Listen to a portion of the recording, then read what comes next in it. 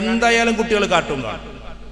അതിങ്ങനെ മിണ്ടാട്ടല്ലാതെ വെറുതെ മ്യൂസിക്കുള്ള കാർട്ടൂൺ കാണുന്നതിന് പകരം ഡയലോഗ്സ് ഉള്ള കാർട്ടൂണാണ്. അത് ഇംഗ്ലീഷിലായിരിക്കണം, അല്ലെങ്കിൽ അറബിയിലായിരിക്കണം, അല്ലെങ്കിൽ ഉറുദുവിലായിരിക്കണം. ഞാൻ ഉറപ്പിച്ചു പറയുന്നു, ഒരു വർഷ കാർട്ടൂൺ കണ്ടാൽ മതി, കുട്ടികളെ എക്സലന്റ് ആയിട്ട് ലാംഗ്വേജ് പറയും. അപ്പൊ കാർട്ടൂൺ കാണുന്നതിന് പോലും ഒരു ലക്ഷ്യം നമ്മൾ വെക്കണം. ഒരു ലക്ഷ്യമില്ലാതെ കുട്ടികൾ കാർട്ടൂൺ കാണരുത്. നമ്മുടെ വീട് സമാധാനത്തിലേക്കാക്കണം. സമാധാനത്തിലേക്കാക്കണമെങ്കിൽ വെറും ബൈത്തായ പോരാ. ചലന്തിയുടെ വലക്ക് പോലും അള്ളാഹു ഉപയോഗിച്ച പ്രയോഗം ബൈത്തുൽ അങ്കബൂത്ത് അല്ലെങ്കിൽ ബുയൂത്തുൽ അങ്കബൂത്ത് എന്നാണ്. ചലന്തിയുടെ വല എന്നാണ്. ചലന്തിയുടെ വലക്ക് പോലും ബൈത്ത് എന്ന പ്രയോഗമുണ്ട്. എന്നാൽ അള്ളാഹു മസ്കൻ എന്നാണ് ഉപയോഗിച്ചത്. മസ്കൻ എന്ന് പറഞ്ഞ ഒരു അന്തരീക്ഷമാണ്. നമ്മുടെ വീട്ടിൽ സ്നേഹത്തിന്റെ അന്തരീക്ഷം. മക്കളും ഉപ്പയും അത്തയും അക്കയും ആരൊക്കെയാണുള്ളത് അവരൊക്കെ അക്കച്ചി അത്തച്ചി എന്നൊക്കെ നിങ്ങൾ പറയുന്ന ആളുകളൊക്കെയും സ്നേഹത്തോടെ ഉണ്ടാകണം. ഭാര്യ ഭർത്താക്കന്മാർ പരസ്പരം വല്ലാത്ത സ്നേഹത്തിലായിരിക്കണം. സ്നേഹത്തിൽ ഊട്ടപ്പെട്ടൊരവസ്ഥയുണ്ടാകണമെങ്കിൽ നമ്മൾ ഏറ്റവും കൂടുതൽ സ്നേഹിക്കേണ്ടത് അള്ളാഹുവിനെയാണ്. അത് കഴിഞ്ഞാൽ റസൂലുള്ളാഹി സ്വല്ലല്ലാഹു അലൈഹി വസല്ലമയാണ്. ആ രണ്ട് സ്നേഹം പൂർത്തീകരിച്ചാൽ നമുക്കിടയിൽ സ്നേഹമുണ്ടാകുമെന്നുള്ള കാര്യം ഉറപ്പാണ്. ഭാര്യ ഭർത്താക്കന്മാർക്കിടയിൽ ദീനിയായ ഒരു സ്നേഹമുണ്ടാകണം. ആ സ്നേഹം എത്രത്തോളം എന്ന് ചോദിച്ചാൽ, വീട്ടിൽ ഭക്ഷണം കഴിക്കുമ്പോൾ നമ്മളിങ്ങനെ ഭാര്യയുടെ വായിലേക്ക് ചപ്പാത്തി കഷ്ണം വെച്ചു കൊടുക്കണം. ഭാര്യ ഭർത്താവിന്റെ വായിലേക്ക്. ഇത് മക്കള് കാണണം എന്നാണ്. മക്കള് കാണണം നമ്മൾ നമ്മുടെ ഭാര്യയുടെ വായിലേക്ക് ബ്രെഡിന്റെ കഷ്ണം വെച്ചു കൊടുക്കുന്നത്. തിരിച്ചിങ്ങട്ടും. അപ്പൊ കുട്ടികൾക്ക് മനസ്സിലാവും, എൻ്റെ ഉപ്പയും എൻ്റെ ഉമ്മയും അല്ലെങ്കിൽ എൻ്റെ അത്തയും എൻ്റെ അക്കച്ചിയും അമ്മച്ചിയും ഒക്കെ ഏറ്റവും സ്നേഹത്തോടു കൂടിയാണ് കഴിയുന്നത് എന്ന്. ആ സ്നേഹപ്രകടനം നമ്മുടെ വീട്ടിലുണ്ടാകണം. സാധിക്കുന്ന അത്രയും ഒരു പ്ലേറ്റിൽ നിന്ന് നമ്മൾ കഴിച്ചു തുടങ്ങണം. അത് നമുക്ക് അത്ര ശീലമൊന്നും ഉണ്ടാവൂല, വല്ലാണ്ട് ശീലമുള്ളവർ ഈ കൂട്ടത്തിലുണ്ടാവും. ഒരു പ്ലേറ്റ് ഒന്ന് കഴിക്കുക എന്ന് പറഞ്ഞാൽ വലിയ സന്തോഷമാണ്, ഭയങ്കര രസമാണ്. ഇന്നും അറബ്സ് അങ്ങനെ ചെയ്യുന്നത്. ഈ ലോകകപ്പിന്റെ ഒക്കെ സമയത്ത് ഖത്തറിൽ ഈ ഒരു ശീലം ഇന്റർനാഷണൽ കളിക്കാർ പോലും ശീലിച്ചിരുന്നു. അവിടുത്തെ ഖത്തറിൽ ആ ശീലം കണ്ടിട്ട് എല്ലാവരും കൂടി ഒറ്റ പ്ലേറ്റ് ഒന്ന് കഴിക്കല് സ്നേഹത്തിന്റെ പര്യായമാണ്. അറബ്സൊക്കെ അങ്ങനെ കഴിക്കൂ, എല്ലാവരും കൂടി ഒന്നിച്ചിരുന്നു. ദീനിയായ കഴിക്കലാണ്, അറബ്സിന്റെ കഴിക്കലല്ല. റസൂലുള്ളാഹി സ്വല്ലല്ലാഹു അലൈഹി വസല്ലം അങ്ങനെയായിരുന്നു കഴിച്ചിരുന്നത്. അതിൻ്റെ ഒരു ഗുണം എന്താണെന്നറിയോ? നമ്മളൊരു ചിക്കൻ ഉണ്ടാക്കി കഴിഞ്ഞാൽ ചിക്കൻ്റെ കഷ്ണം എല്ലാവർക്കും ഇങ്ങനെ കൊടുക്കുമ്പോൾ ഭാവിയിൽ ആ ചിക്കൻ കഷ്ണം ഇട്ടുകൊടുത്തതുപോലെ പറമ്പിട്ട് കൊടുക്കും. അഥവാ നമുക്ക് 3 മക്കളുണ്ടെങ്കിൽ ആ മകൻ പറയും, അത് മോനെ ആ പറമ്പ് നീ എടുത്തോ. അവൻ പറയും, അല്ല അത് നീ എടുത്തോ എന്ന് അവർ പറമ്പിന് പോലും ഇങ്ങനെ പറയും. കാരണം ചെറുപ്പത്തിലെ ചിക്കൻ കഷ്ണം ഒരേ പ്ലേറ്റിൽ ഇട്ട് കൊടുത്ത് ശീലമുള്ള കുട്ടികളായി വരും. നേരെ മറിച്ച് ചിക്കൻ വരുമ്പോഴേക്ക് 2 കഷ്ണം ഇങ്ങോട്ടാക്കുക, മറ്റവൻ അങ്ങോട്ടെടുക്കുക, ഇവൻ ഇങ്ങോട്ടെടുക്കുക. അങ്ങനെയാകുമ്പോൾ പിന്നെ സ്വത്തിനും അതേ വലിയായിരിക്കും ഉണ്ടാവുക. കൈക്കോട്ട് പോലെ, മൺവെട്ടി പോലെ. ഈ മൺവെട്ടിയുടെ പ്രകൃതി ഇങ്ങോട്ടായിരിക്കും വലിക്കുക എന്നുള്ള, ഷാവല് മാത്രമേ അങ്ങോട്ട് കൊടുക്കുള്ളൂ. അതുകൊണ്ട് മക്കൾക്ക് ആ പ്രകൃതം ഉണ്ടാക്കി കൊടുക്കണം. കഴിയുമെങ്കിൽ നമ്മുടെ വീട്ടിൽ ഖുർആന്റെ ഹദീസിന്റെ ഒരു ക്ലാസ് നടക്കണം. നമുക്ക് ക്ലാസ് എടുക്കാൻ കഴിയില്ലെങ്കിൽ അതിൻ്റെ ഒരു പുസ്തകമെങ്കിലും നമ്മൾ വായിക്കണം. ജസ്റ്റ് ചെറിയ ചെറിയ ഹദീസുകൾ നമ്മൾ വായിക്കണം. അങ്ങനെ വായിച്ചു കഴിഞ്ഞാൽ നമ്മുടെ വീട്ടിൽ വലിയൊരു അന്തരീക്ഷം ഉണ്ടാകും, ഒരു സ്വർഗീയമായ അന്തരീക്ഷം. കാരണം നമ്മുടെ വീട്ടിൽ വായിക്കുന്നത് ഖുർആനാണ്, നമ്മുടെ വീട്ടിൽ വായിക്കുന്നത് വിശുദ്ധ ഹദീസാണ്. അതുകൊണ്ട് തന്നെ നമുക്ക് ജാജ്വല്യമാനമായ ഒരു പ്രകൃതം ഉണ്ടാകും. അത് നമ്മുടെ വീട്ടിൽ നമ്മൾ ചെയ്യേണ്ടതാണ്. പിന്നെ നമ്മൾ ചെയ്യേണ്ടത് കുറച്ച് സൈക്കോളജി പറഞ്ഞിട്ട് വളരെ ശ്രദ്ധിച്ച് കേൾക്കണം. നമ്മുടെ കുട്ടികൾ നമുക്ക് ഇരിക്കുന്നത് വ്യത്യസ്ത ആളുകളുടെ മക്കളാണ്. ഒന്ന് ഈ പ്രായക്കാരനായ ആ മകൻ്റെ പ്രായം, അതിപ്പോൾ ഒരു 5, 6, 7 വയസ്സുണ്ടാവുമെന്ന് വെക്കുക. അതിന് മുകളിലുള്ള ആൾ ചിലപ്പോൾ 12 വയസ്സ്, അതിന് മുകളിലുള്ള ആൾ ചിലപ്പോൾ 16 വയസ്സ്. 3 ആളും 3 പ്രകൃതമാണ്. ആൺകുട്ടികളും പെൺകുട്ടികളും വേറെ പ്രകൃതമാണ്. പെൺകുട്ടികൾക്ക് എപ്പോഴും ഇഷ്ടം വാപ്പ കൂടുതൽ സ്നേഹിക്കുന്നതും ഉമ്മ പരിഗണിക്കുന്നതുമാണ്. ഉമ്മ എപ്പോഴും പരിഗണിക്കണം. അതൊരു മോപ്പാണ്ട് എടുത്തു കൊടുത്തിട്ട് തുടക്ക് എന്ന് പറയലല്ല. എന്നിട്ട് മോപ്പ് ഇങ്ങനെ തുടച്ചുകൊണ്ടിരിക്കുന്ന സമയത്ത് എന്തെങ്കിലും ഫോൾട്ട് എന്നാൽ അതിനെപ്പറ്റി പറയലല്ല. മക്കളെപ്പോഴും പ്രൊമോട്ട് ചെയ്തുകൊണ്ടിരിക്കണം. പെൺകുട്ടികൾക്ക് ഉമ്മമാര് ഇടയ്ക്കിടയ്ക്ക് മുത്തം കൊടുക്കണം നെറ്റിയിൽ. ഉമ്മമാരെടുത്തുനിന്ന് തീരെ പെൺകുട്ടികൾക്ക് അത് കിട്ടലില്ല എന്നാണ് എൻ്റെ ഒരു ഏകദേശ പഠനം. ഇവിടെ നിങ്ങളുടെ കുമ്മനത്തെ എങ്ങനെയാണെന്ന് എനിക്ക് അറിഞ്ഞുകൂടാ. അതുകൊണ്ട് കുട്ടികൾ ഇങ്ങനെ പടിയിറങ്ങാൻ, നമ്മുടെ മനസ്സിൽ നിന്നും പടിയിറങ്ങാൻ. പെൺകുട്ടികളെ ഉമ്മമാർ കൂട്ടുകാരികളാക്കണം. ആൺകുട്ടികളുടെ കൂടെ ഞാൻ നേരത്തെ പറഞ്ഞതുപോലെ വളരെ സൗകര്യത്തോടു കൂടി നമ്മൾ കുളിക്കാൻ പോകുമ്പോഴൊക്കെ മക്കളെ കൊണ്ടുപോവുക, സഞ്ചാരത്തിന് പോകുമ്പോൾ കൊണ്ടുപോവുക, എവിടെയെങ്കിലൊക്കെ ടൂർ പോകുമ്പോൾ അല്ലെങ്കിൽ നമ്മൾ സ്വന്തം പോകുമ്പോഴൊക്കെ ആൺമക്കളെയും കൊണ്ട് പിതാവ് സഞ്ചരിക്കണം. അതെന്താ ഇങ്ങനെ പറഞ്ഞതെന്ന് വെച്ചാൽ അങ്ങനെ സ്വന്തം നമ്മൾ എല്ലാവർക്കും കൂടി പൂളിൽ പോയി ചാടണമെന്നും കഴിയില്ല, പെൺകുട്ടികൾക്ക് എല്ലാവർക്കും. പിന്നെ ഒന്നിച്ചുള്ള ജീവിതത്തിൽ ആൺകുട്ടിയായാലും പെൺകുട്ടിയായാലും ഉമ്മയും ഉപ്പയും എല്ലാവരും കൂടി ഒന്നിച്ചിരുന്ന് സ്നേഹത്തോടു കൂടി ഭക്ഷണം കഴിച്ച് ഒന്നിച്ചിരുന്നവരെ പരിഗണിച്ച്, ഞാൻ വ്യത്യസ്തമായി പറഞ്ഞത് പെൺകുട്ടികളെ ഇങ്ങനെ ഫോക്കസ് ചെയ്ത്, കാരണം ഉമ്മ പറയാണ്, മോളെ നിനക്ക് വിവാഹം എന്ന് പറഞ്ഞൊരു സാധനം വരാനുണ്ട്, അവിടുത്തെ അമ്മായിമ്മ എന്നല്ല നിങ്ങൾ പറയാ, അമ്മായിമ്മ ഭയങ്കര തീവ്രമായിരിക്കും, അമ്മോശൻ വളരെ കർക്കശമായിരിക്കും. അപ്പോൾ ഈ കുട്ടിക്ക് തോന്നുകയാണ് എൻ്റെ അമ്മായിമ്മ എൻ്റെ അമ്മോശനും കുട്ടൂസനും ഡാങ്കിനിയും പോലെ ഉണ്ടാകുന്നു. കുട്ടൂസനും ഡാങ്കിനിയും ആരാന്നുള്ളത് പഴമക്കാർക്ക് അറിയും, പുതിയ കുട്ടികൾക്കും അറിയും, ഉസ്താദുമാർക്കൊന്നും ചിലപ്പം വല്ലാണ്ട് അറിഞ്ഞോളുന്നില്ല. ഭർത്താവിൻ്റെ ജ്യേഷ്ഠന്മാർ രണ്ടാളും വിക്രമനെ പോലെ മുത്തൂനെ പോലെ ഉണ്ടാവും, കുതന്ത്രങ്ങൾ മെനയുന്ന ആൾക്കാർ നീ കുട്ടിക്ക് തോന്നുകയാണ്.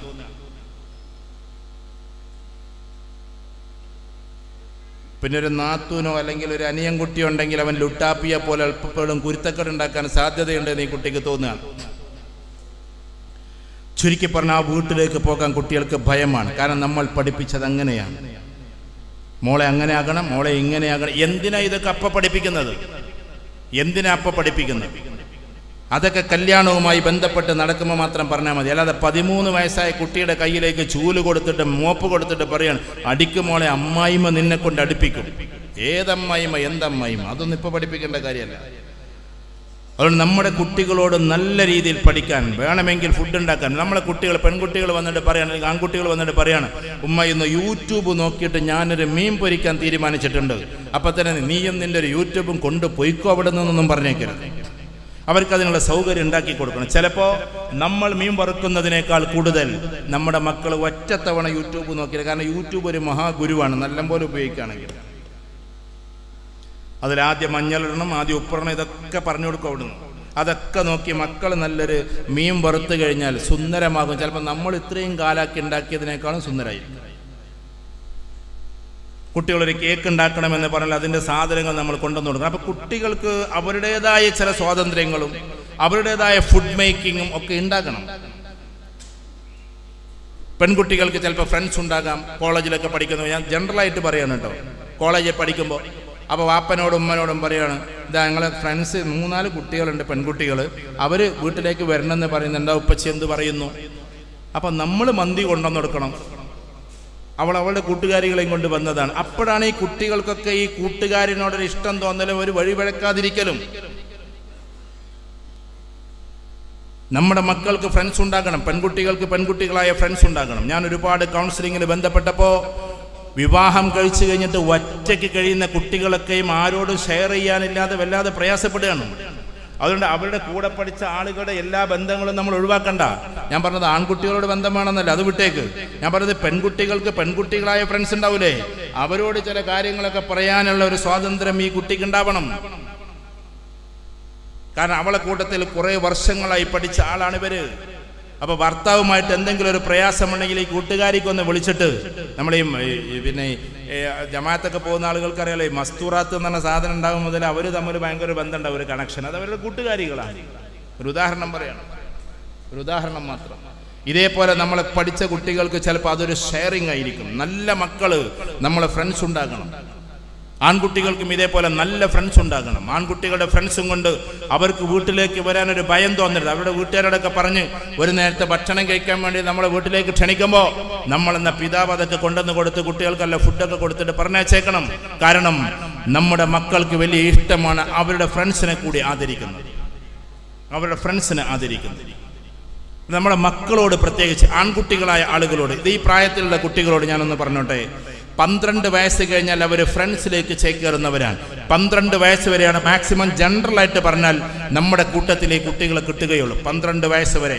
അതുകൊണ്ടാണ് 12 വയസ്സ് ആകുമ്പോഴേക്കൊരു കുട്ടിക്ക് ഗ്രേറ്റ് പേഴ്സണാലിറ്റിയെ നമ്മൾ പരിചയപ്പെടുത്തി കൊടുക്കണം, അതിനനുസരിച്ച് ഡിസൈൻ ചെയ്യണമെന്ന് പറയുന്നത്. കാരണം 12 വയസ്സ് കഴിഞ്ഞാൽ പിന്നീട് ഹിഫ്ള് ചെയ്യിപ്പിക്കുന്ന ആളുകളോട് ചോദിച്ചു നോക്കിയാട്ടെ, 12 വയസ്സിന് മുമ്പ് ഹിഫ്ള് ചെയ്താൽ അത് കുറച്ചും കൂടി ഒരു പ്രാക്ടിക്കലൈസ്ഡ് ആയിരിക്കും. അത് കഴിഞ്ഞാൽ പിന്നെ വല്ലാണ്ട് നമുക്ക് അവരെ കിട്ടുകയില്ല.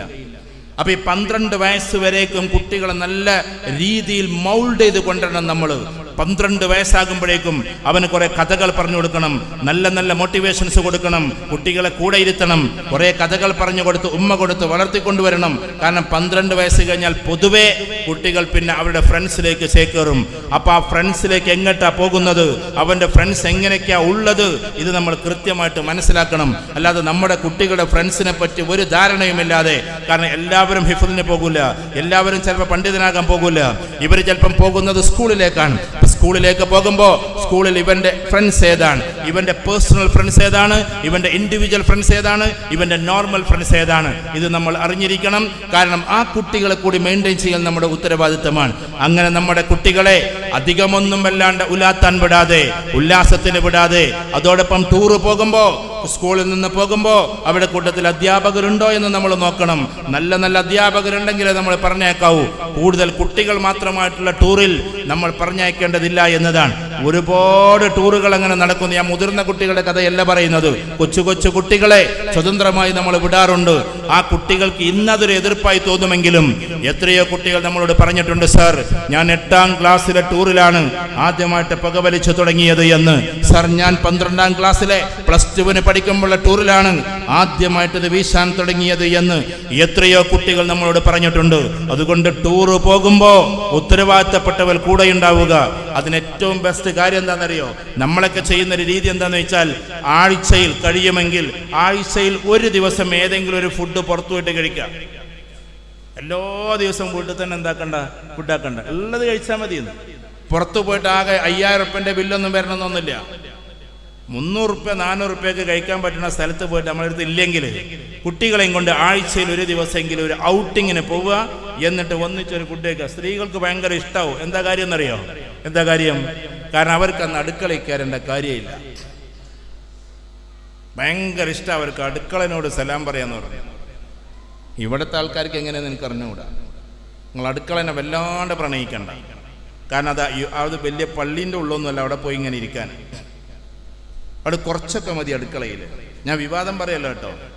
നമുക്ക് ഈ അടുക്കളയിൽ ഈ 24 മണിക്കൂർ നിന്ന് തിരിഞ്ഞാൽ എവിടെ നിസ്കരിക്കാൻ നല്ല പോലെ സമയം, എവിടെ ഖുർആൻ ഓതാൻ സമയം, എന്തെങ്കിലും ഒന്ന് വായിക്കാൻ എവിടെ സമയം, കുട്ടികൾക്ക് തർബിയത്ത് കൊടുക്കാൻ എവിടെ സമയം, കുട്ടികൾക്ക് നല്ല രീതിയിൽ അവരോട് കളിച്ചിരിക്കാൻ എവിടെ സമയം, കുട്ടികളെ പഠിപ്പിക്കാൻ എവിടെ സമയം. ഇതിനൊക്കെ സമയം കിട്ടണമെങ്കിൽ അടുക്കളയിലെ പരിപാടി ഒന്ന് ചുരുക്കണം.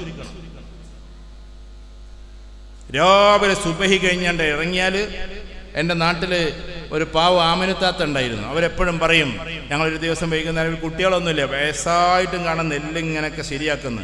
അപ്പം ഞാനൊരിക്കൽ ചോദിച്ചു, ആമിനത്താത്ത ജോലിയൊന്നും കഴിഞ്ഞില്ല, മഗ്‌രിബിൻ്റെ സമയമായി. അപ്പം എന്നോട് പറഞ്ഞേ, നല്ല രസമുള്ള വർത്താനമല്ല പഴയ ആൾക്കാർ പറയാ. അവർ പറയാണ് എന്തെന്ന് പറഞ്ഞാൽ, പിന്നെ അന്ത്യാഗോളം, അന്തി എന്ന് പറഞ്ഞാൽ ഞങ്ങളവിടെ ഒരു പ്രയോഗമാണ്, അന്തി മലയാളത്തിലെ നല്ലൊരു പ്രയോഗം, അന്ത്യാവോളം പടവെട്ടിയാലും കുഫാര്യങ്ങൾ പിന്നെയും തീരുന്നില്ല എന്ന് പറഞ്ഞാൽ അതിൻ്റെ അർത്ഥം അവസാനം വരെ പടവെട്ടിയാലും പ്ലേറ്റും ഇതൊക്കെ ബാക്കിയാണ്. എന്നിട്ട് 11-12 മണിക്കാണ് എന്താക്കുന്നത്, ഇവർ ഉറങ്ങാൻ വേണ്ടി പോണത്. പിറ്റേന്ന് രാവിലെ സുബഹിക്ക് എണീറ്റാൽ ആദ്യം ഒരൊറ്റ ഇരുത്ത ബെഡിൽ ഇങ്ങനെ എന്താ ആലോചിക്കണത്, നിസ്കരിക്കണോ നിസ്കരിക്കേണ്ടതെന്നല്ല, ഇനിയും പടച്ചോനെ ആ അടുക്കളയ്ക്ക് പോകണല്ലോ എന്നുള്ളത്. അതുകൊണ്ട് ആഴ്ചയിൽ ഒരു ദിവസമെങ്കിലും നമ്മൾ അതിനൊന്ന് ഫ്രീ കൊടുക്കണം. എൻ്റെ ഒരു അഭിപ്രായം ഞാൻ പറഞ്ഞു. മെല്ലെ ഭാര്യ മക്കളെയും കൊണ്ട് ചെറിയൊരു ഫുഡ്, എല്ലാവർക്കും അതിന് പറ്റില്ല എന്നുണ്ടെങ്കിൽ ഉള്ള കഞ്ഞി കുടിച്ചാൽ മതിയെന്ന്, അല്ലെങ്കിൽ ഒരു പഴംപൊരും ചായെങ്കിലും കുടിക്കാൻ വേണ്ടിയിട്ട് പുറത്തു പോകണമെന്നാണ് ഞാൻ പറഞ്ഞത്.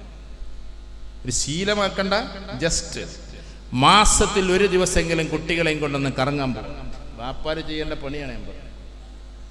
അങ്ങനെ പോയവരൊക്കെ നല്ല ഉഷാറിൽ നടക്കണുണ്ട്. അതുകൊണ്ടാണ് പറഞ്ഞത്, വാപ്പക്ക് വെറും ബിസിനസ്, വെറും ജോലി, ഒരു ദിവസം പോലും ഒഴിവില്ല എന്നും പറഞ്ഞ് നടക്കരുത്. മാസത്തിൽ ഒരു ദിവസം ജസ്റ്റ് രാവിലെ മുതൽ വൈകുന്നേരം വരെ ഒരു ഔട്ടിങ്, ഇതൊക്കെ നമ്മുടെ കുടുംബത്തിൽ നടക്കണ്ട. ഇതെന്തിനാ ഞാൻ പറഞ്ഞെന്നറിയോ? വാപ്പൻ്റെ കൂടെ ഉമ്മൻ്റെ കൂടെ ഇങ്ങനെ സഞ്ചരിച്ച കുട്ടികൾക്ക് ഫ്രണ്ട്സിൻ്റെ കൂടെ പോണതിനേക്കാൾ ഇഷ്ടമായിരിക്കും ഇവരുടെ കൂടെ പോക്ക്. അതുകൊണ്ടാണ് ഞാൻ പറയുന്നത്, കുട്ടികൾ ടൂറ് പോകാൻ വേണ്ടി 10,000-15,000 കൊടുക്കുന്നതിനേക്കാൾ നല്ലത് നമ്മൾ അവരെയും കൊണ്ട് നമ്മൾ ടൂർ പോകലാണ്. അധികം പൈസ ഒന്നും ചെലവാക്കണം എന്നല്ല ഞാൻ പറയുന്നത്. ഇതൊക്കെ അതിൻ്റെ ഒരു ട്രിക്കാണ്. അപ്പൊ കുട്ടികൾ അതിനു വേണ്ടി കാത്തിരിക്കും. കുട്ടികൾക്ക് എന്തെങ്കിലും സമ്മാനം കൊടുക്കുകയാണെങ്കിൽ കണ്ടീഷൻഡ് ആയിട്ട് കൊടുക്കണം. കുട്ടികൾ പറയുകയാണ് എനിക്ക് ബൂട്ട് വാങ്ങിക്കണമെന്ന് പറഞ്ഞാൽ, ഇപ്പോൾ ബൂട്ടിനൊക്കെ ഭയങ്കര വിലയാണ്.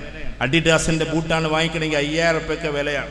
അതെന്നെ കുട്ടികൾ വേണമെന്നൊക്കെ ചിലപ്പോൾ ചാട്യം പിടിക്കും. ഒരു ഉദാഹരണത്തിന് അപ്പോൾ 2000 റുപ്യൻ്റെ ബൂട്ടെങ്കിലും വാങ്ങിച്ചു കൊടുക്കണമെങ്കിൽ കൂളായിട്ട് വാങ്ങിച്ചു കൊടുക്കരുത്. നമ്മൾ കുട്ടികൾക്കൊരു ലക്ഷ്യമിട്ടേക്കണം. മോനെ, ക്വാർട്ടർലി എക്സാമിനേഷനിൽ നീ എല്ലാത്തിലും A1 എടുത്താൽ ഞാൻ നിനക്കൊരു ബൂട്ട് വാങ്ങിച്ചു തരും. അതിന് വേണ്ടിയിട്ടായിരിക്കണം പോകുന്നത്. ഇപ്പോൾ ചിലപ്പോൾ കുട്ടികൾ ഗെയിം കളിക്കും. ഞാൻ ഉസ്താദുമാർക്കൊന്നും തോന്നരുത് കേട്ടോ, കാരണം കുട്ടികൾ ഇങ്ങനെ ഗെയിം കളിക്കുന്ന ആൾക്കാരാണ്. ഗെയിമുകളിൽ നിർത്തുക എന്ന് പറഞ്ഞാൽ അവർ നിർത്തൂല. നിങ്ങൾ നിർത്താനല്ല നോക്കേണ്ടത്. അതൊക്കെ മൊബൈലൊക്കെ വാങ്ങിച്ച് കുട്ടി ഇങ്ങനെ അന്തിച്ചിരുന്നിട്ട് ഒരു തരം ഭ്രാന്തമായ അവസ്ഥയ്ക്കാവണ്ട.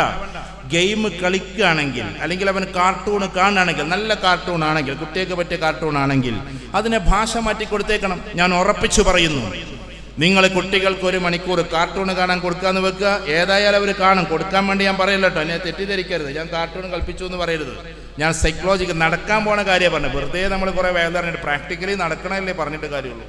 കുട്ടികൾ 1 മണിക്കൂർ കാർട്ടൂൺ കാണുകയാണെങ്കിൽ അത് അറബിയിൽ, ഉറുദുവിൽ, ഇംഗ്ലീഷ് ഈ ഭാഷയിൽ കാണാൻ പാടുള്ളൂ എന്ന് നിങ്ങൾ ലക്ഷ്യം വെക്കുക.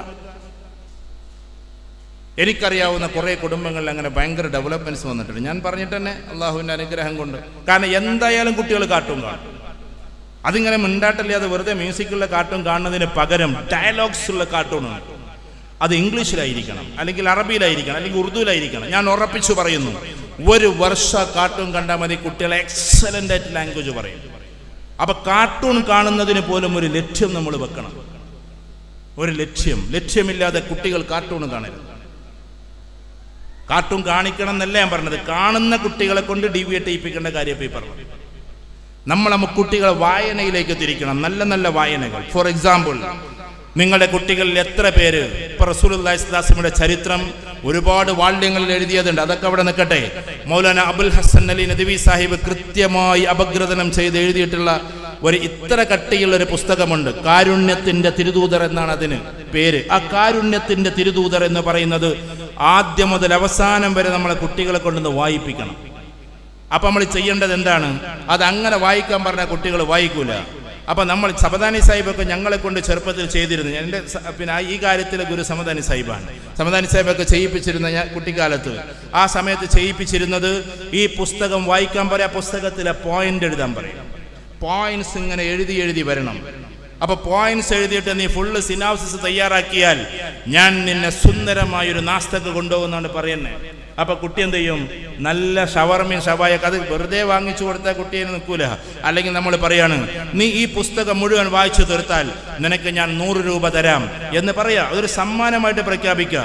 അങ്ങനെ 100 രൂപക്ക് വേണ്ടി കുട്ടി വായിച്ചു തുടങ്ങും. അവസാനം പിന്നെ വായനയുടെ ആളായിട്ട് മാറും. അപ്പൊ ഏറ്റവും നല്ല ഗ്രന്ഥങ്ങൾ കൊടുക്കണം. നമ്മുടെ വീട്ടിൽ അത്യാവശ്യം പുസ്തകങ്ങളൊക്കെ ഉണ്ടാവണം. ഞാൻ പറഞ്ഞ ലിറ്ററേച്ചറിന്റെ പുസ്തകമൊക്കെ വേണമെന്നല്ല, നല്ല നല്ല വായിക്കാൻ പറ്റുന്ന ദീനീപരമായ പുസ്തകമെങ്കിലും നമ്മുടെ വീട്ടിലുണ്ടാകണം. ഇന്ന് നമ്മുടെ കുട്ടികൾ 12ാം ക്ലാസ് വരെ മദ്രസ പഠിച്ചിട്ടും ഫാത്തിഹയുടെ അർത്ഥം പോലും അറിയാതെയാണ് പുറത്തേക്ക് ഇറങ്ങുന്നത്. ഇവിടുത്തെ സിലബസ് എങ്ങനെയാണെന്ന് എനിക്ക് അറിഞ്ഞുകൂടാ. ഞാൻ മലബാറിന്റെ സിലബസ് പറയാൻ ആരെയും കളിയാക്കുകയോ കൊച്ചാക്കുകയോ ചെയ്യല്ല. 12ാം ക്ലാസ് വരെ പഠിച്ചിട്ടും 12 കൊല്ലം മദ്രസയിൽ പഠിച്ചിട്ടും ഫാത്തിഹയുടെ അർത്ഥം പോലും അറിയാതെയാണ് കുട്ടികൾ പുറത്തേക്ക് ഇറങ്ങുന്നത്. അതുകൊണ്ട് കുട്ടികളുടെ ഈ രീതിയിലുള്ള കാര്യങ്ങൾക്ക് നമ്മൾ ഡെവലപ്മെന്റ്സ് കൊടുക്കണം. കാരണം ഇത്തരം മാസത്തിൽ ക്ലാസ് നടക്കുന്ന, ആഴ്ചയിൽ വായിക്കുന്ന കുട്ടികൾ ഡീവിയേറ്റ് ചെയ്യുന്നത്, തെറിച്ചു പോകുന്നത് നമ്മൾ കണ്ടിട്ടില്ല. എന്നും അവരതിൽ തന്നെ ഉറച്ചു നിൽക്കും. അപ്പൊ നമ്മൾ ചെയ്യേണ്ടത് എന്താ? ഖുർആൻ ചിലപ്പോൾ കുറച്ച് വലുതായിട്ട് കൊടുത്ത് നമ്മൾ തഫ്സീറുകൾ നല്ലോണം പഠിപ്പിച്ചിട്ട്, എന്നാൽ റസൂൽ സല്ലല്ലാഹു ചരിത്രം, ഉമർ റളിയല്ലാഹു അൻഹുവിന്റെ ചരിത്രം, അബൂബക്കർ സിദ്ദീഖ് റളിയല്ലാഹു അൻഹുവിന്റെ ചരിത്രം, ഉസ്മാൻ റളിയല്ലാഹു അൻഹുവിന്റെ ചരിത്രം, അലി റളിയല്ലാഹു അൻഹുവിന്റെ ചരിത്രം, ഇതൊക്കെ എഴുതപ്പെട്ട സുന്ദരമായ പുസ്തകങ്ങളുണ്ട്. ലേറ്റസ്റ്റ് ആയിട്ട് വന്നാൽ മൗലാന മുഹമ്മദ് അലി ജൗഹറിന്റെ ചരിത്രം, അതേപോലെ തന്നെ ഡോക്ടർ അല്ലാമ ഇക്ബാലിന്റെ ചരിത്രം ലേറ്റസ്റ്റ് ആയിട്ട് നിങ്ങൾ വായിക്കുകയാണെങ്കിൽ ഗാന്ധിജിയുടെ ചരിത്രം ആൾസോ. കാരണം ഇന്ത്യയെ മനസ്സിലാക്കാൻ അതും കൂടി നമുക്ക് ആവശ്യമാണ്. ഇങ്ങനെയുള്ള ആളുകളുടെ ചരിത്രം നമ്മൾ കുട്ടികൾ വായിക്കട്ടെ. അങ്ങനെ കുട്ടികളെ വായനയിലേക്ക് കൊണ്ടുപോകുമ്പോൾ കുറെ വായിക്കുമ്പോൾ കുട്ടികൾക്ക് തോന്നും ഇത്രയും വിവരങ്ങളൊക്കെ ഉണ്ടെങ്കിൽ എനിക്ക് സിവിൽ സർവീസ് ഒന്ന് എഴുതി നോക്കാമെന്ന്. അങ്ങനെ വ്യത്യസ്ത വായനകൾ വായിച്ചവരുടെ ഈറ്റില്ലമാണ് സിവിൽ സർവീസ്. അപ്പൊ അതിലേക്കൊക്കെ പോകാമെന്ന് തോന്നും. അപ്പൊ ഈ കുട്ടികൾ ടെക്നോളജിയിൽ നിന്ന് മുക്തമായി കുറേശ്ശെ വായനയിലേക്ക് തിരിയും. ഇന്ന് നമ്മുടെ വീടുകളൊക്കെ നമ്മൾ ഉണ്ടാക്കിയിട്ടുള്ളത് എങ്ങനെയാ? നമ്മുടെ വീട്ടിൽ അടുക്കളയുണ്ട്, നമ്മുടെ വീട്ടിൽ എന്തുണ്ട്? കിച്ചൺ കഴിഞ്ഞാൽ പിന്നെ ഹാളുണ്ട്, അത് കഴിഞ്ഞാൽ ബെഡ്റൂമുണ്ട്, പിന്നെ ബാത്റൂംസ് ഉണ്ട്. അപ്പൊ കുട്ടിക്കൊരു കാര്യം മനസ്സിലായി, ഭക്ഷണം ഉണ്ടാക്കുക, ഡൈനിങ് ഹാളിൽ വെച്ചിട്ട് കഴിക്കുക, ബെഡ്റൂമിൽ പോയിട്ട് കിടന്നുറങ്ങുക, ടോയ്ലറ്റിൽ പോയിട്ട് ഒഴിവാക്കുക, ഇതൊക്കെയാണ് കുട്ടിക്ക് മനസ്സിലാകുക. നേരെ മറിച്ചിട്ട് വീട്ടിലേക്ക് കയറുമ്പോ വ്യത്യസ്ത പുസ്തകങ്ങൾ കാണുമ്പോ എനിക്ക് വായിക്കണം, എനിക്ക് പഠിക്കണം, കുറെ വിവരങ്ങൾ ഉണ്ടാക്കണം, അതോടൊപ്പം അതനുസരിച്ച് ജീവിക്കണമെന്ന് കുട്ടിക്ക് ചെറുപ്പം മുതലേ തോന്നണം. അതിന് വീട് വെക്കുമ്പോ നമ്മൾ 20 ലക്ഷം രൂപയുടെ വീട് വെക്കുമ്പോ 1 ലക്ഷം രൂപയുടെ പുസ്തകമെങ്കിലും നമ്മുടെ വീട്ടിലുണ്ടാകണം. എന്തൊക്കെയാ നിങ്ങൾ ഈ പറഞ്ഞതെന്ന് എന്നോട് ചോദിക്കരുത്. കൃത്യമായി കുട്ടികൾ വായനയിലേക്ക് തിരിഞ്ഞാൽ നമുക്കൊക്കെ അനുഭവങ്ങളാണ്. നമ്മൾ അള്ളാഹുവിൻ്റെ അനുഗ്രഹത്താൽ ഇപ്പോഴും കുറേശ്ശെ വായിക്കുന്നവരാണ്. അതുകൊണ്ട് മൊബൈൽ ഇപ്പം ഞാൻ 2 മണിക്കൂറായിട്ടായി പ്രസംഗിക്കാൻ തുടങ്ങിയിട്ടുണ്ട്. ഇത് ഒന്ന് കേൾക്കാതിരുന്നാലോ അല്ലെങ്കിൽ വാട്സപ്പ് നോക്കാതിരുന്നാലോ എനിക്കൊന്നും സംഭവിക്കാറില്ല. ചിലപ്പോൾ ഒരു ദിവസം മുഴുവനും നിങ്ങൾ വിളിച്ചാൽ നമ്മൾ കിട്ടണമെന്നില്ല. കാരണം മൊബൈൽ ഞാൻ അത്ര ആക്റ്റീവ് അല്ല. ഞാൻ എന്നെക്കുറിച്ച് പറയല്ല. ഈ മൊബൈൽ എന്ന് പറയുന്നത് ഒരു അഡിക്ഷനാണ്. സ്ത്രീകളിലും അതുണ്ട്. ഇപ്പോൾ പ്രിയപ്പെട്ട സഹോദരിമാരിൽ നമ്മുടെ കുട്ടികൾ സ്കൂളിൽ നിന്ന് വരുമ്പോ, കുട്ടികൾ മദ്രസയിൽ നിന്ന് വരുമ്പോ, പണ്ടത്തെ കാലത്തൊക്കെ അവരെ കെട്ടിപ്പുണരാനും അവർക്കൊരു മുത്തം കൊടുത്തിട്ട് ബാഗ് വാങ്ങി വെക്കാനൊക്കെ ഉമ്മമാരുണ്ടായിരുന്നു. ഇന്ന് അതേ ഉമ്മമാര് തന്നെ അന്തപുരത്തിലിരിക്കാണ്. കുട്ടി വരുമ്പോ കുട്ടിനെ മൈൻഡ് ചെയ്യാൻ അവർക്ക് സമയമില്ല. അപ്പൊ അവർ ഫേസ്ബുക്കിൽ പാട്ടേക്കാൻ, അല്ലെങ്കിൽ വാട്സപ്പിൽ ഇന്നതാണ്, ഇപ്പൊ ഇൻസ്റ്റഗ്രാമിൽ പോസ്റ്റ് ചെയ്യാൻ, ഈ തിരക്കിലാണ് ഉമ്മയുള്ളത്. പിന്നെ ഈ കുട്ടികൾ എങ്ങനെയാണ് ഈ അന്തരീക്ഷത്തിൽ കഴിയുക? അതുകൊണ്ട് നമ്മൾ കുട്ടികളെ അതിമനോഹരമായ അന്തരീക്ഷത്തിൽ വളർത്തണം. വായന്റെ ലോകത്തിലേക്ക്, തെർബിയത്തിന്റെ ലോകത്തിലേക്ക് നമ്മുടെ കുട്ടികളെ കൊണ്ടുപോകണം. പരസ്പര സ്നേഹത്തിന്റെ, സൗഹാർദ്ദത്തിന്റെ ലോകത്തിലേക്ക് നമ്മുടെ കുട്ടികളെ നമ്മൾ കൊണ്ടുപോകണം. അവസാനത്തെ ഭാഗം കൂടി പറഞ്ഞോട്ടെ. എന്ന് വെച്ചാൽ നമ്മുടെ മക്കളെ ഈ സ്നേഹപൂർവ്വം കൊണ്ടുപോകുമ്പോ 2-3 കാര്യങ്ങളാണ് നമ്മൾ ശ്രദ്ധിക്കേണ്ടത്. ഒന്ന്, മൂല്യവത്തായി നമ്മൾ വളർത്തുക എന്നത്. രണ്ടാമത്, നമ്മുടെ വീട്ടിൽ അന്തരീക്ഷങ്ങൾ സൃഷ്ടിക്കുക എന്നത്. മൂന്നാമത്തത്, വിദ്യാഭ്യാസത്തിന്റെ പാരമ്യതയിലേക്ക് കൊണ്ടുപോവുക എന്നത്. നാലാമത്തത്, മരിച്ചു പോകുന്ന സമയമാകുമ്പോഴേക്കും നമ്മുടെ കുട്ടികളെ വളർത്തി ഭൗതികപരമായ പഠനത്തേക്കാൾ അപ്പുറത്തേക്ക് ദീനീപരമായി വളർത്തി നമ്മൾ കൊണ്ടുപോവുക എന്നത്. അതേപോലെ തന്നെ രാഷ്ട്ര നിർമ്മാണത്തിനും സാമൂഹിക വ്യവസ്ഥിതിക്കും നമ്മുടെ കുട്ടികളെ തയ്യാറാക്കുക എന്നത്. ഇതെല്ലാം മാതാപിതാക്കൾ ശ്രദ്ധിക്കേണ്ടതാണ്. മാതാപിതാക്കൾ ഇങ്ങനെ ശ്രദ്ധിച്ചു പോകുമ്പോ ആകെ നമ്മൾ ചെയ്യേണ്ടത് എന്താണ്? നമ്മുടെ മുമ്പിൽ നമ്മളെ സൃഷ്ടിക്കപ്പെട്ട തമ്പുരാനുണ്ട്. ആ തമ്പുരാനിലേക്കാണ് നമ്മുടെ പോക്ക്. അവനാണ് ഏകഛത്രാധിപതി, അവനാണ് സർവാധിപതി, അവനാണ് സമഗ്രാധിപതി, അവനാണ് എല്ലാ അധീശത്വത്തിന്റെയും ഉടമസ്ഥൻ. ആ അള്ളാഹുവിലേക്കാണ് നമ്മൾ തിരിയല്. അള്ളാഹുവിലേക്ക് തിരിയുമ്പോ വസ്തുക്കളും വ്യക്തികളും ശക്തികളും അവസ്ഥകളുമുണ്ട്. അള്ളാഹുവിന്റെ സൃഷ്ടികൾ ഓരോന്നുമുണ്ട്. അതൊന്നുമല്ല, അള്ളാഹു തന്നെയാണ് നാഥനെന്ന്, ബാക്കിയുള്ളതെല്ലാം അള്ളാഹുവിന്റെ സൃഷ്ടികൾ മാത്രമാണ് എന്ന്. അങ്ങനെ പോകുമ്പോഴാണ് നമ്മൾ യഥാർത്ഥ വിശ്വാസിയായി തീരുന്നത്. പോരാ, നമ്മൾ നന്ദിയുള്ളവരായി തീരുക എന്നതാണ്. ആ നന്ദി എങ്ങനെയാകണമെന്നറിയോ? ഇവിടെ ഇരിക്കുന്ന ഓരോ കുട്ടികളും നന്ദിപൂർവ്വം പോകുന്നവരായിരിക്കണം. കൊറോണ കഴിഞ്ഞിട്ട് നമ്മൾ ഇരിക്കുകയാണ്. കൊറോണയിൽ ഒരുപാട് ദുരന്തങ്ങൾ ഉണ്ടായി, ഒരുപാട് ആളുകൾ മരിച്ചു, ഒരുപാട് ആളുകൾ വിട പറഞ്ഞു. ഇതൊക്കെ ശരിയാണ്, ഒരുപാട് ആളുകൾക്ക് വലിയ നഷ്ടമുണ്ടായി. പക്ഷേ കൊറോണ കഴിഞ്ഞിട്ട് ഈ മദ്രസ ഹാളിൽ നമ്മൾ ഇരിക്കുമ്പോ നമ്മളിൽ ആരെങ്കിലും ഒന്ന് മനസ്സിനോട് ചോദിക്കുക, ഈ കൊറോണ പോയതിന്റെ പേരിൽ ഒരു ശുക്രിന്റെ സുജൂദ് ചെയ്തവർ നമ്മുടെ കൂട്ടത്തിൽ എത്ര പേരുണ്ടാകും? ശുക്രിന്റെ സുജൂദ് എന്ന് പറയുന്ന ഒരു സുജൂദുണ്ട്. ആ സുജൂദ് ചെയ്തുകൊണ്ട് എനിക്ക് കൊറോണ ബാധിക്കാതെ എന്നെ സംരക്ഷിച്ച അല്ലാഹുവേ നിനക്കാണ് സർവസ്തുതിയുമെന്ന് നമ്മളിൽ എത്ര പേര് പ്രാർത്ഥിച്ചിട്ടുണ്ടാകും? എൻ്റെ പ്രിയപ്പെട്ടവരെ, കിഡ്നി രോഗം വന്നിട്ട് നമ്മൾ പ്രാർത്ഥിക്കാൻ തുടങ്ങും, പടച്ചോനെ എൻ്റെ കിഡ്നി രോഗം മാറ്റിത്തരണേ എന്ന്. 4 അസുഖങ്ങളാണ് ഇന്ന് കേരളത്തെ ഗ്രസിച്ചു കൊണ്ടിരിക്കുന്നത്. അതിലൊന്ന് ക്യാൻസറാണ്, മറ്റൊന്ന് കിഡ്നി രോഗമാണ്, പിന്നൊന്ന് സ്ട്രോക്കാണ്, പിന്നൊന്ന് ബ്ലോക്കാണ്.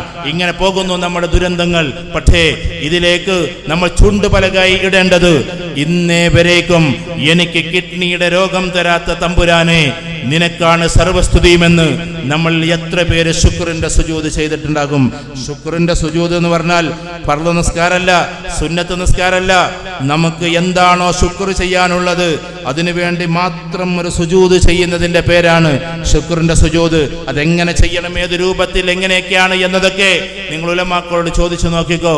പക്ഷെ ഒറ്റക്കാരം ഞാൻ നിങ്ങളോട് പറയാണ്, ഈ ലോകത്തിൽ ഉയർന്നു പോകുന്ന ദീനീബോധമുള്ളവരെല്ലാം ശുക്രിന്റെ സുജൂദ് ചെയ്തുകൊണ്ട് ഉയർന്നു പോകുന്ന പോകുന്നവരാണ്. സുജൂദിൽ അങ്ങോട്ട് കിടക്കുക, എന്നിട്ട് അല്ലാഹുവിന്റെ മുമ്പിൽ കരഞ്ഞുകൊണ്ട് പറയാ, അല്ലാഹുവേ ഇതുവരേക്കും എനിക്കിതൊന്നും തരാത്ത തമ്പുരാനെ നിനക്കാണ് സർവസ്തുതിയുമെന്ന്. അല്ലാഹുവേ എനിക്ക് നല്ല മക്കളെ തന്ന നിനക്കാണ് സർവസ്തുതിയുമെന്ന്. അല്ലാഹുവേ എനിക്ക് ഉയർച്ചകൾ തരണേ എന്നുള്ളത് എല്ലാ പ്രാർത്ഥനകളും നിങ്ങൾ ശുക്റിന്റെ സുജൂദിൽ അല്ലാഹുവോട് പറഞ്ഞ് വീണ്ടും പറയുമ്പോൾ അല്ലാഹു അതിനെല്ലാം പ്രതിവിധിയായിട്ട് തരും. ആ അല്ലാഹുവിലേക്കാണ് നമ്മൾ തിരിയേണ്ടത്. റസൂലുള്ളാഹിയുടെ സുന്നത്തിലേക്കാണ് നമ്മൾ തിരിയേണ്ടത്. എൻ്റെ പ്രിയപ്പെട്ട കുഞ്ഞുങ്ങളോട്, പ്രിയപ്പെട്ട അനുജന്മാരോട്, ഒരിക്കലും നമ്മൾ റസൂലുള്ളാഹിയുടെ സ്നേഹം വിട്ടിട്ട് എങ്ങോട്ടും പോകരുത്. കാരണം ഇതാ വളരെ ശ്രദ്ധിക്കണം. ഞാൻ പ്രസംഗം ഇങ്ങനെ സ്പീഡിൽ പോകുന്നു എന്നതല്ല നിങ്ങൾ നോക്കേണ്ടത്. ഞാൻ പറയുന്ന കാര്യത്തിലേക്കൊന്ന് ശ്രദ്ധിക്കുക. ഒന്നാമത്തെ കാര്യം ഇതാണ്: ഒരു മനുഷ്യനെ സ്നേഹിക്കാനുള്ള ഏറ്റവും വലിയ മാനദണ്ഡം ഒന്ന് ഭംഗിയാണ്. നല്ല ഭംഗിയുള്ളവരെ കാണുമ്പോൾ അറിയാതെ നമ്മൾ നോക്കിപ്പോകും. ചിലപ്പോൾ ഇഷ്ടം തോന്നിയെന്നിരിക്കും. അള്ളാഹു സൃഷ്ടിച്ച സൃഷ്ടികളിൽ ഏറ്റവും സൗന്ദര്യമുള്ളത് മുഹമ്മദുർ റസൂലുള്ളാഹി സ്വല്ലല്ലാഹു അലൈഹി വസല്ലമയാണ്. അപ്പൊ യൂസുഫ് നബിയല്ലേ എന്ന് നമുക്ക് തോന്നിപ്പോകും അലൈഹി സ്വലാത്തു വസ്സലാം. അതിനെക്കുറിച്ച് ആയിഷ ബീവി തന്നെ പറയുന്നുണ്ട്, യൂസുഫ് നബി അലൈഹി സ്വലാത്തു വസ്സലാം ചന്ദ്രന് തുല്യമാണെങ്കിൽ, പ്രകാശിതമായ ചന്ദ്രന് തുല്യമാണെങ്കിൽ, എൻ്റെ റസൂൽ സല്ലല്ലാഹു അലൈഹി വസല്ലം കത്തിജ്വലിക്കുന്ന സൂര്യന് തുല്യമാണ് എന്ന്. അതുകൊണ്ട് മുഹമ്മദുർ റസൂലുള്ളാഹി സ്വല്ലല്ലാഹു അലൈഹി വസല്ലം സൗന്ദര്യത്തിന്റെ അങ്ങേതലയാണ്. ഇനി ഭൗതികപരമായി നമുക്ക് സ്നേഹിക്കാനുള്ള ആളുകൾ പ്രശസ്തിയുടെ പേരിലാണ് നമ്മൾ സ്നേഹിക്കുക. വലിയ വലിയ ലോക പ്രശസ്തരായതുകൊണ്ട് എല്ലാ പ്രശസ്തതും കാലങ്ങൾക്കനുസരിച്ച് പോകുന്നു എന്ന് വെച്ചാൽ പഴയകാല ഫുട്ബോളേഴ്സിനെ പിന്നെ ആരും ഓർക്കാറില്ല. പേര് പറയുന്നു എന്ന് മാത്രം. അത് കഴിഞ്ഞാൽ പിന്നെ ഉണ്ടാകാറില്ല. അതത് കാലഘട്ടത്തിലെ ആൾക്കാരെയാണ് ആളുകൾ പ്രശസ്തിയിലേക്ക് കൊണ്ടുപോവുക. എന്നാൽ കാലങ്ങളിലൂടെ സഞ്ചരിച്ച അവസാന കാലം വരേക്കും, എന്നാൽ അത് കഴിഞ്ഞിട്ട് പിന്നെ അള്ളാഹുവിന്റെ മുമ്പിൽ എത്തുമ്പോഴും ഏറ്റവും പ്രശസ്തിയുള്ളത് ഒരേ ഒരു പേര് മാത്രം, മുഹമ്മദുർ റസൂലുള്ളാഹി സ്വല്ലല്ലാഹു അലൈഹി വസല്ലം. ഇനി ചിലപ്പോ ഇങ്ങോട്ട് സ്നേഹിച്ചതിന്റെ പേരിലായിരിക്കും നമ്മൾ അങ്ങോട്ട് സ്നേഹിക്കുക. അപ്പൊ നിങ്ങൾ കണ്ടിട്ടില്ലേ മെസ്സി, ഞാനൊരു ഉദാഹരണം പറയുകയാണെ, മെസ്സി മൂലയിലേക്ക് വരുമ്പോ, കോർണർ അടിക്കാൻ വേണ്ടി വരുമ്പോ മൂലയിൽ നിന്ന് കൊണ്ട് മലയാളികളായ ചെറുപ്പക്കാർ പറയാണ്, മെസ്സി ഏതാ ഇവിടെ, ഞാൻ ഇവിടെ ഉണ്ട് എന്നൊക്കെ. മെസ്സി തിരിഞ്ഞു നോക്കുന്ന പോലും ഇല്ല. കാരണം മെസ്സിക്ക് അറിയില്ല ഇങ്ങനെ ഒരാൾ കേരളത്തിലുണ്ട് എന്ന്. അതുകൊണ്ട് നമ്മൾ അങ്ങോട്ട് സ്നേഹിക്കുന്നു എന്നല്ലാതെ അവരാരും ഇങ്ങോട്ട് ഇങ്ങനെ നമ്മൾ ഉണ്ട് എന്ന് വിചാരിച്ച് സ്നേഹിക്കുന്നില്ല. എന്നാൽ നമ്മൾ അങ്ങോട്ട് സ്നേഹിക്കുന്നതിനേക്കാൾ 1000 കോടി മടങ്ങ് നമ്മൾ ഇങ്ങോട്ട് സ്നേഹിക്കുന്ന റസൂലുള്ളാഹി സ്വല്ലല്ലാഹു അലൈഹി വസല്ലം.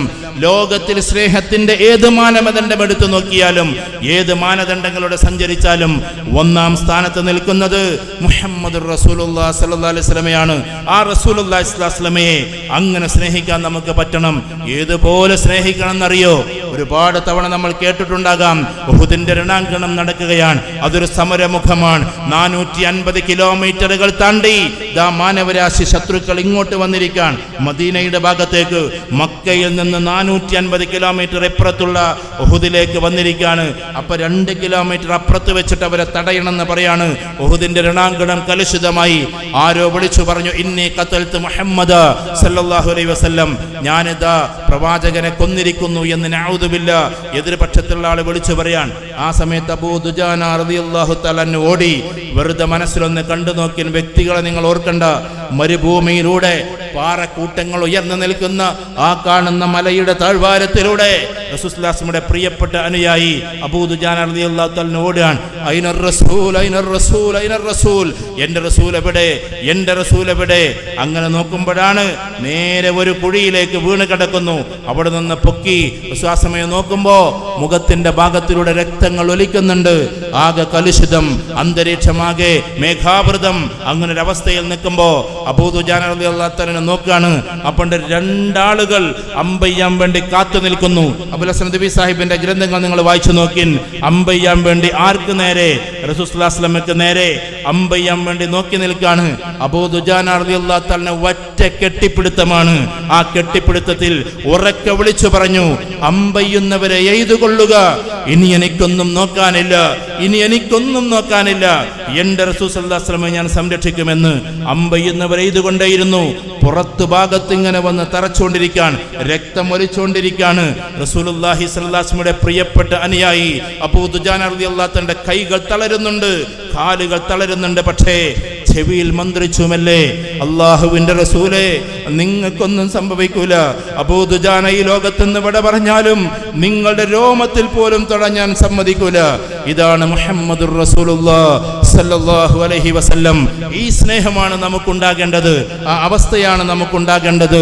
റസൂലുള്ളാഹിയുടെ വഫാത്തിന് ശേഷം പിന്നീട് തിരിച്ചു വന്ന് ഒന്ന് ബാങ്ക് കൊടുക്കാൻ വേണ്ടി പറഞ്ഞപ്പോ അഷ്ഹദു അല്ലാ ഇലാഹ ഇല്ലല്ലാഹ് എന്ന് പറഞ്ഞിട്ട് അഷ്ഹദു അന്ന മുഹമ്മദൻ എന്ന് പൂർത്തിയാക്കാതെ കരഞ്ഞ് ഇരിക്കുന്ന ആ ബിലാൽ റളിയല്ലാഹു തആല ഉണ്ടല്ലോ, ആ ബിലാൽ റളിയല്ലാഹു തന്റെ സ്നേഹമാണ് നമുക്ക് റസൂലുള്ളാഹിയോട് ഉണ്ടാകേണ്ടത്.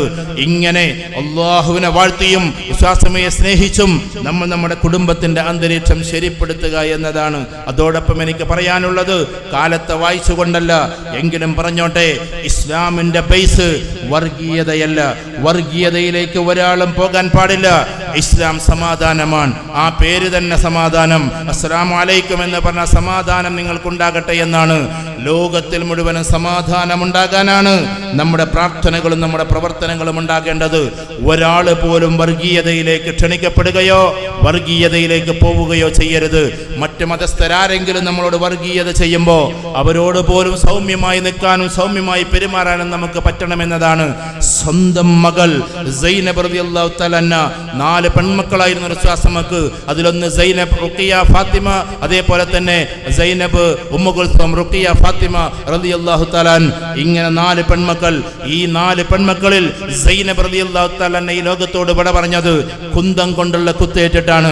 4 മാസം ഗർഭിണിയായിരിക്കെ ശത്രുക്കൾ കുന്തം കൊണ്ട് കുത്തി ഒട്ടകപ്പുറത്തുനിന്ന് മറിഞ്ഞു വീണു. ബൈ ദ സെയിം റീസൺ, അതേ കാരണത്താൽ ഈ ലോകത്തോട് വിട പറയുകയും ചെയ്തു. മാസങ്ങൾക്ക് ശേഷം ഖബർഗേഹത്തിലേക്ക്, ഖബർസ്ഥാനിലേക്ക് എടുത്തു വെക്കുമ്പോ റസൂലുള്ളാഹി വിതുമ്പിക്കരഞ്ഞു. എന്നിട്ട് പറഞ്ഞത് എന്താ? എന്നെ കൊണ്ട് ഏറ്റവും കൂടുതൽ സങ്കടങ്ങൾ സഹിച്ചത് എൻ്റെ ഈ മകളാണ് എന്ന്. അതേ മകളെ കൊന്ന ഘാതകനെ സ്വന്തം മുമ്പിൽ കൊണ്ടുവരികയാണ്. അത് മക്കം ഫത്ഹിന്റെ ദിവസം ചങ്ങലകളാൽ ബന്ധിക്കപ്പെട്ട് ആളുകളെ കൊണ്ടുവന്നപ്പോ ആ കൂട്ടത്തിലുണ്ട് സ്വന്തം മകളെ കൊന്ന ഘാതകനും. ആ മനുഷ്യനെ കണ്ടപ്പോ റസൂലുള്ളാഹി കരഞ്ഞു, വിതുമ്പിക്കരഞ്ഞു. എന്നിട്ട് പറഞ്ഞ വാക്കെന്താണെന്നറിയോ? ഇങ്ങനെ കൈയാക്കിക്കൊണ്ട് പറഞ്ഞു, ഫദ്ഹബു അൻതും മുത്ലഖ, നിങ്ങൾ പോയിക്കൊള്ളുക, നിങ്ങൾ സ്വതന്ത്രരാണ്. എന്റെ മകളെ കൊന്നവരെ നിങ്ങൾക്ക് മാപ്പ്. ആനി ബസന്റ് എഴുതി വെച്ചിട്ടുണ്ട്, ഇന്ത്യയുടെ ബുദ്ധിരാക്ഷസി എഴുതി വെച്ചിട്ടുണ്ട്. ലോക ചരിത്രം മുഴുവൻ ഞാൻ വായിച്ചിട്ടും ഇതിന് സമാനമായ ഒരു രംഗം ഞാൻ കണ്ടിട്ടില്ല. അവർ കുറിച്ചു വെക്കുന്നൊരു കുറിപ്പുണ്ട്, അധികാരം കിട്ടുമ്പോൾ പ്രതികാരം ചെയ്യുക എന്നത് മനുഷ്യന്റെ ത്വരയാണ്. പക്ഷേ എല്ലാ അധികാരം കിട്ടിയിട്ടും തന്റെ മകളെ കൊന്നവരോട് വരെ നിങ്ങൾ പോയിക്കൊള്ളുക, നിങ്ങൾ സ്വതന്ത്രരാണ്, എന്റെ മകളെ കൊന്നവരെ നിങ്ങൾക്ക് മാപ്പ് എന്ന് ഈ ലോകത്തിൽ മറ്റൊരാളും പറഞ്ഞതായി ഞങ്ങളുടെ അറിവിലില്ല എന്ന് എഴുത്തുകാർ എഴുതി വെക്കുമ്പോൾ അതാണ് മുഹമ്മദുർ റസൂലുള്ളാഹി സല്ലല്ലാഹു അലൈഹി വസല്ലം. അതുകൊണ്ട് വർഗീയത നമുക്കറിയില്ല, വർഗീയതയിലേക്ക് ക്ഷണിക്കാനും നമുക്കറിയില്ല. എല്ലാവരെയും സ്നേഹിക്കുക, എല്ലാവർക്കും വേണ്ടി പ്രാർത്ഥിക്കുക. ആ സുജൂദിൽ കടന്നുകൊണ്ട് ലോകത്തിലെ മുഴുവൻ മനുഷ്യർക്കും സമാധാനത്തിന് വേണ്ടി പ്രാർത്ഥിക്കുക. ലോകമെന്നും സമാധാനത്തോടു കൂടി നിൽക്കണേ എന്ന് അള്ളാഹുവോട് നമ്മൾ പ്രാർത്ഥിച്ചുകൊണ്ടേയിരിക്കുക. ആ പ്രകൃതം കൂടി നമ്മുടെ കുട്ടികൾക്ക് നമ്മൾ പഠിപ്പിച്ചു കൊടുക്കണം. അതുകൊണ്ട് ഇവിടുത്തെ എൻ്റെ കുട്ടികളോട് ഇൻഷാ അല്ലാഹ് ഈ അള്ളാഹുവിനെ ധ്യാനിച്ചുകൊണ്ട്, ഈ അള്ളാഹുവിനെ സ്നേഹിച്ചുകൊണ്ട്, റസൂലുള്ളാഹിയെ സ്നേഹിച്ചുകൊണ്ട്, നിസ്കാരത്തിന്റെ ഒരു മുറകളും തെറ്റിക്കാതെ നിസ്കാരം കൃത്യമായി പാലിച്ചുകൊണ്ട് ഇൻഷാ അല്ലാഹ് നന്നായിട്ട് പഠിച്ച് നന്നായിട്ട് ഉയർന്ന് അതിനിടയ്ക്ക് ഡ്രഗ്സിലേക്കോ മറ്റുള്ളതിലേക്കോ ഒന്നും പോകാതെ മാതാപിതാക്കളെ നന്നായി പരിപാലിച്ചും സ്നേഹിച്ചും ഇൻഷാ അല്ലാഹ് ഞങ്ങൾ മുന്നോട്ട് പോകും എന്ന് തീരുമാനിക്കുന്ന കുട്ടികളൊക്കെ ഒന്ന് എഴുന്നേറ്റ് നിന്നാട്ടെ ഇൻഷാ അല്ലാഹ്. എല്ലാ ചെറിയവരും അഥവാ പഠിക്കുന്നവരും വിദ്യാർത്ഥികളൊക്കെ എഴുന്നേറ്റ് നിന്നോളിൻ. ഞാൻ പറഞ്ഞ ഇതാണ്, അഥവാ ഏകദേശം +2 അതൊക്കെ കഴിഞ്ഞ കുട്ടികളും എല്ലാവരും എഴുന്നേറ്റ് നിന്നോ ഇൻഷാ അല്ലാഹ്. അല്ലാഹു സുബ്ഹാനഹു വ തആല ഇവരെ എല്ലാവരെയും ഒന്നും കൂടി എഴുന്നേറ്റ മക്കളെ, ഇനി ആരൊക്കെ എഴുന്നേൽക്കാനുണ്ട്? മൊത്തത്തിൽ ഞാൻ പറഞ്ഞത് ഇത്രയും കാര്യം. 1 മിനിറ്റ് അവിടെ നിന്നോ മക്കളെ, 1 മിനിറ്റ് അവിടെ നിന്നോ. ഞാൻ പറഞ്ഞ ഇത്രയാണ്, അള്ളാഹുവിലേക്ക് മാത്രം തിരിഞ്ഞുകൊണ്ടും റസൂലുള്ളാഹിയെ സ്നേഹിച്ചുകൊണ്ടും കുടുംബത്തെ ആദരിച്ചും ബഹുമാനിച്ചുകൊണ്ടും മാതാപിതാക്കളെ കരയിപ്പിക്കാതെ സുന്ദരമായ രീതിയിൽ പോയും നന്നായി പഠിച്ചും ഇൻഷാ അല്ലാഹ് ഉയരങ്ങളിലേക്ക് എത്തുകയും അതോടൊപ്പം എല്ലാ സമൂഹത്തിനും നന്മയായി മാറുകയും ചെയ്ത് ഒരിക്കലും ഈ പറയുന്ന മോശത്തരത്തിലേക്ക് പോകാതെ ഞങ്ങൾ ഉണ്ടാകുമെന്ന് ഒന്നും കൂടി കൈയർത്തിക്കാട്ടെ അവിടെ നിന്നുകൊണ്ട് ഇൻഷാ അല്ലാഹ്. ഒന്ന് ഇൻഷാ അല്ലാഹ് പറഞ്ഞാട്ടെ. ഇൻഷാ അല്ലാഹ് പറഞ്ഞോളി, ഇൻഷാ അല്ലാഹ് എന്ന് ഉറക്കെ പറഞ്ഞോളി. അള്ളാഹു അനുഗ്രഹിക്കുമാറാകട്ടെ. ഇൻഷാ അല്ലാഹ് മക്കളൊന്ന് ഇരിക്കും. ഇൻഷാ അല്ലാഹ് രക്ഷിതാക്കളുടെ ഒരു വാക്ക്, ബാക്കിയൊക്കെ മുതിർന്നവരാണ്. അതുകൊണ്ട് ഇൻഷാ അല്ലാഹ് ഞങ്ങൾ ഞങ്ങളുടെ മക്കളെ സംശയിക്കാതെ, പ്രയാസപ്പെടുത്താതെ, സന്തോഷപ്പെടുത്തി, അവരെ ദീനിയായി വളർത്തി, അവർക്ക് ചുംബനം കൊടുത്ത്, അവർക്ക് സൗകര്യങ്ങൾ ചെയ്തു കൊടുത്ത്, അവരുടെ വളർച്ചയിലെല്ലാം പ്രാർത്ഥിച്ച്, കുട്ടികളോട് വക്കാണം അടിക്കാതെ ഇൻഷാ അല്ലാഹ് ഞങ്ങളും ഉണ്ടാകും. അഥവാ ഒരൊറ്റ വക്ത് പോലും നിസ്കാരം ഒഴിവാക്കാതെ എന്നുള്ള രക്ഷിതാക്കളൊന്ന് എഴുന്നേറ്റാട്ടെ ഇൻഷാ അല്ലാഹ്. രക്ഷിതാക്കൾ എല്ലാവരും, സ്ത്രീകൾ എഴുന്നേൽക്കണമെന്നില്ല, ജസ്റ്റ് അവിടെ ഇരുന്നോളിൻ ഇൻഷാ അല്ലാഹ്. അല്ലാഹു സുബ്ഹാനഹു വ തആല അനുഗ്രഹിക്കുമാറാകട്ടെ. അല്ലാഹു സുബ്ഹാനഹു വ തആല എല്ലാവർക്കും ബർക്കത്ത് നൽകുമാറാകട്ടെ. ഇൻഷാ അല്ലാഹ് ഇരിക്കും. ഞാൻ അവസാനത്തെ ഒറ്റ കാര്യം കൂടി പറയാണ്.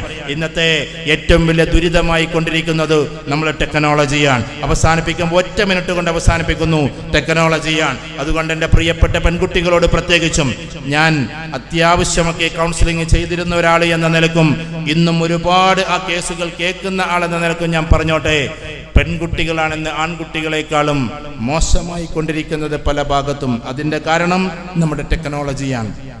ദയവ് ചെയ്ത് ഇവിടുത്തെ ആൺകുട്ടികളെ കഥയെല്ലാം പറഞ്ഞിട്ടോ, എല്ലാ പെൺകുട്ടികളോടും ഒരു വാർത്ത പറയാണ്, സൈക്കോളജി പറയാണ്.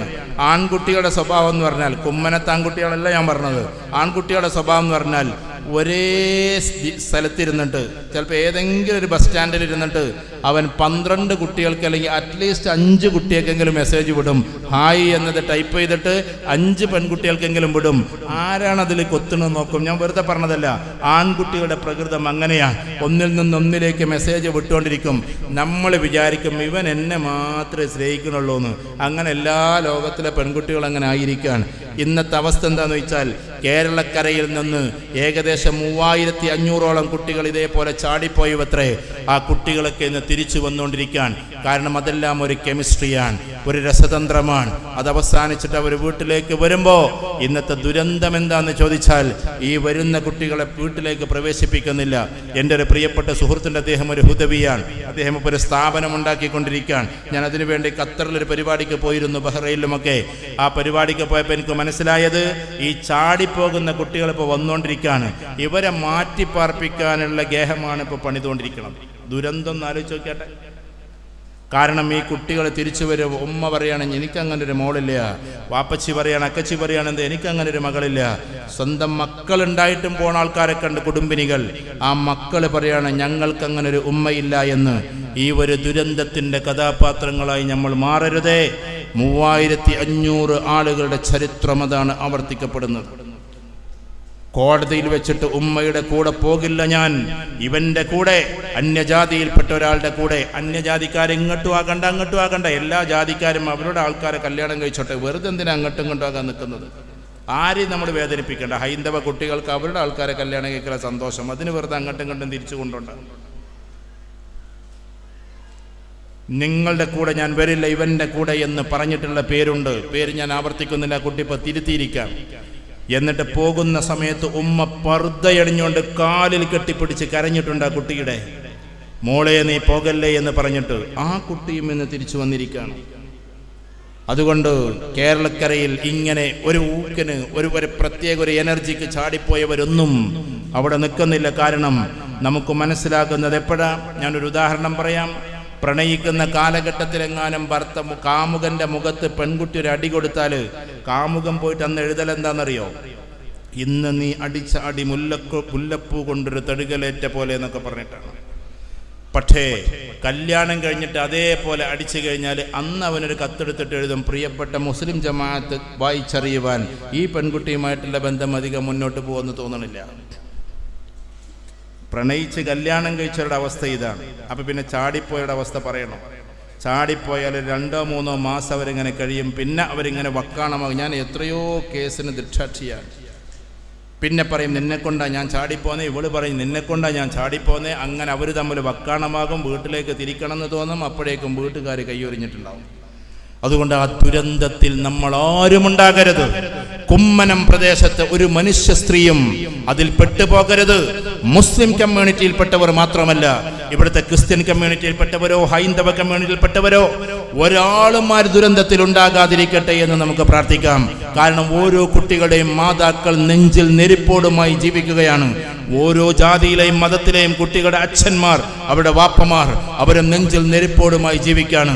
അതുകൊണ്ട് ഓരോ കുട്ടികളും അസ്ലിയായ രീതിയിലാകട്ടെ, ഒരിക്കലും തെറിച്ചു പോയിക്കൊണ്ട് ദൂരേക്ക് നമ്മൾ പോകരുത്.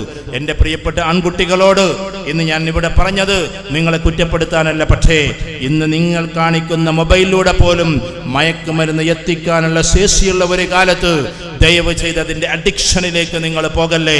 മൊബൈൽ അത്യാവശ്യം നിങ്ങൾ ഉപയോഗിച്ചോ, നിങ്ങളുടെ ആവശ്യകതയ്ക്ക് വേണ്ടി ഉപയോഗിച്ചോ, ഭാഷയെ പുഷ്ടിപ്പെടുത്താൻ, അറിവ് വർദ്ധിപ്പിക്കാൻ, അങ്ങനെ മറ്റുള്ളതിനൊക്കെ നിങ്ങൾ ഉപയോഗിച്ചോ. ദയവ് ചെയ്ത് നെഗറ്റീവായ ഒരു ലോകത്തിലേക്ക് നിങ്ങൾ പോകാതിരിക്കട്ടെ എന്ന് പ്രാർത്ഥിച്ചുകൊണ്ട് ഞാൻ എൻ്റെ വാക്കുകൾ ഉപസംഹരിക്കുന്നു. പറഞ്ഞതിൻ്റെ ഖുലാസ ഇതാണ്: ഏകഛത്രാധിപതിയായ അള്ളാഹുവിലേക്ക് തിരിയുക, റസൂലുള്ളാഹിയുടെ സുന്നത്തിലേക്ക് മാത്രം തിരിയുക.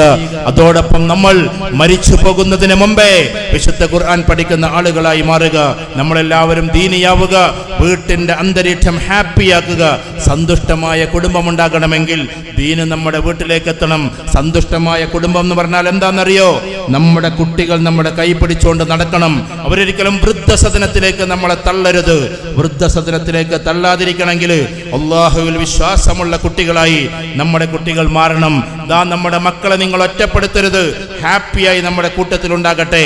പഠിത്തത്തിന്റെ കാര്യം പറഞ്ഞ് അവരെ നിങ്ങൾ അകറ്റി നിർത്തല്ലേ. A+ കിട്ടിയില്ല എന്ന് പറഞ്ഞ് കുട്ടികളെ നിങ്ങൾ ഒറ്റപ്പെടുത്തല്ലേ. A+ കിട്ടിയവർ മാത്രമല്ല ഈ ലോകത്തിൽ വലുതാകുന്നത്. A+ കിട്ടാത്തവരും ചിലപ്പോൾ ഉയർന്നു പോകാറുണ്ട്. അതുകൊണ്ട് കുട്ടികൾക്കൊന്ന് A+ കുറഞ്ഞു പോയി എന്നതിന്റെ പേരിൽ അവരൊരിക്കലും ഒരു ഇതിവൃത്തത്തിൽ അല്ലെങ്കിൽ ഒരു പ്രത്യേക സർക്കിളിൽ നിർത്തല്ലേ. അവരെയും നമ്മൾ കൂടെ നിർത്തുക.